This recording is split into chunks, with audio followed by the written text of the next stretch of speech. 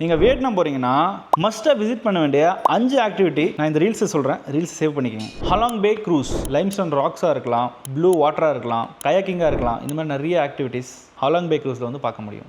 ஓயான் lantern night, full moon நைட்டில் கலர்ஃபுல்லோட லேண்டனோட ஒரு போட் ரைட், சுற்றி க்ரூஸ், சுற்றி ஷாப்ஸ் வித் லைட்ஸ், அருமையான ஒரு எக்ஸ்பீரியன்ஸாக உங்களுக்கு இருக்கும். Coconut basket boat ride, one of the best adventurous ride. கெம்தா வில்லேஜில் ரவுண்ட் கோகோனட் போட்டில் ஒரு ஸ்பின், ஒரு ரவுண்ட் டான்ஸ், ஃபுல் லோக்கல் காம்போவாக இருக்கும். ஒரு செம காமெடியான ஸ்பாட்டாகவும் உங்களுக்கு இருக்குவாங்க.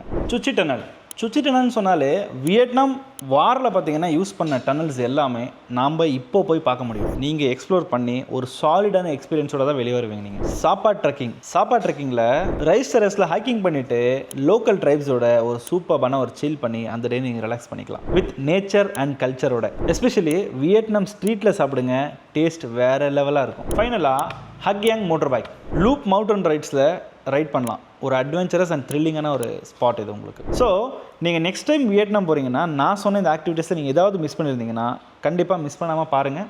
வியட்நாம் போகணும்னு நினைக்கிற உங்கள் ஃப்ரெண்ட்ஸுக்கு இந்த ரீல்ஸை ஷேர் பண்ணுங்கள்.